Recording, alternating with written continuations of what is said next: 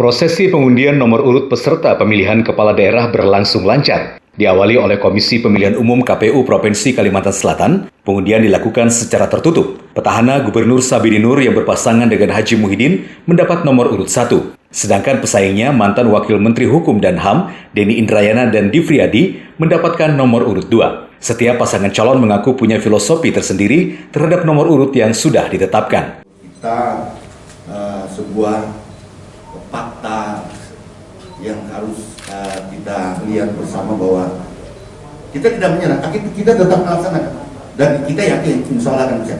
Pastinya dengan kita tetap menjaga yang namanya protokol kesehatan. Jadi kalau tadi itu ada 45, hanya nomor berapa besok? Semuanya 2. Sudah ada firasat, Paman? Jadi 1, alhamdulillah 1.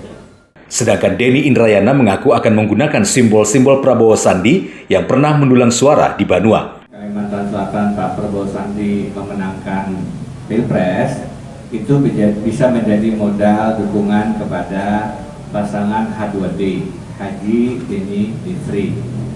Tentu kami sekarang akan lebih mudah karena bisa menggunakan simbol-simbol yang sama dengan pasangan Prabowo Sandi. Ketua KPU Kalimantan Selatan Sarmuji mengingatkan kepada seluruh pasangan calon untuk tetap menerapkan seluruh protokol kesehatan dalam melakukan setiap kegiatan tahapan pilkada. Karena dalam masyarakat ini kan ada perda, ada perwali, perbuk, dan itu akan kita ikuti dan tentu Bawaslu yang akan menjadi ranah Bawaslu untuk mengawasi bagaimana protokol COVID ini dilaksanakan oleh seluruh pasangan calon dan kita dalam penyelenggaraan.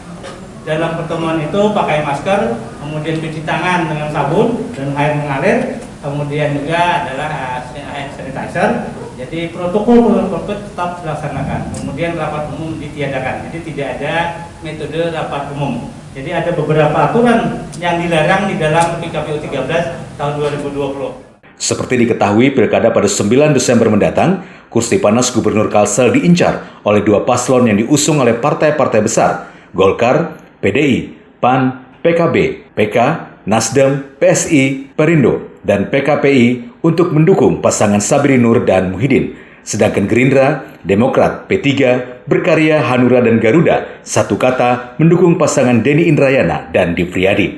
Randi Naka, Kalsel 24net, Banjarmasin.